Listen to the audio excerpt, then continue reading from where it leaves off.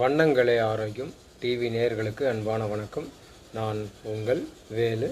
இன்றைய நிகழ்ச்சியில் சிறுநீரகத்தினுடைய செயல்பாடு சரியான முறையில் செயல்படாமல் இருக்கும் பொழுது நமக்கு என்னென்ன மாதிரி உடல் உபாதைகள் ஏற்படும் அதை பற்றி பார்க்கலாம்.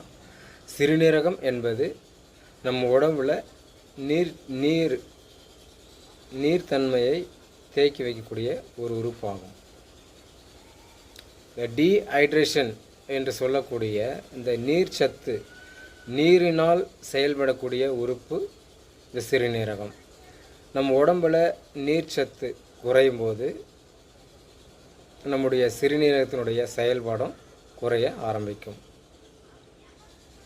இதனால் சிறுநீரகத்தினுடைய செயல்பாடு குறையும் போது என்னென்ன மாதிரி பிரச்சனைகள் நம்ம உடம்புல ஏற்படும் அதை பற்றி பார்க்கலாம்.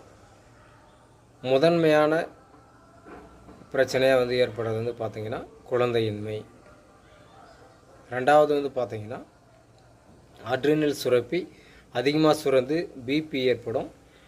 அதேமாரி ஹார்ட் பிரச்சனை ஏற்படுறதும் இந்த பக்கவாதம் ஏற்படுவதும் மிக முக்கியமான காரணமாக இருப்பது இந்த அட்ரினல் சுரப்பி அதிகமாக சுரந்து இந்த இதய நோயும் பக்கவாதம் ஏற்படுவதற்கு அடிப்படையாக அமைகிறது. அடுத்ததாக பார்த்திங்கன்னா சிறுநீரகத்துடைய அடுத்த வேலை என்னென்னு பார்த்திங்கன்னா உயிரணுக்களை உற்பத்தி செய்வது. இந்த உயிரணுக்கள் குறைபாடு ஏற்படுவது. அடுத்தது பார்த்திங்கன்னா கருமுட்டினுடைய வளர்ச்சி குறைபாடு ஏற்படுவது. அடுத்தது பார்த்திங்கன்னா விதைப்பையில் ஏற்படக்கூடிய பிரச்சனைகள். அடுத்தது எலும்பு சார்ந்த பாதிப்புகள். உடம்பில்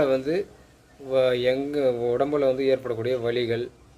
இந்த மாதிரி நம்முடைய சிறுநீரகத்தினுடைய செயல்பாடு குறையும் போது சளி, வீசிங், ஆஸ்துமா இது போன்ற இந்த நுரையீரல் சார்ந்த கோளாறுகள், செரிமான கோளாறுகள், மலச்சிக்கல்,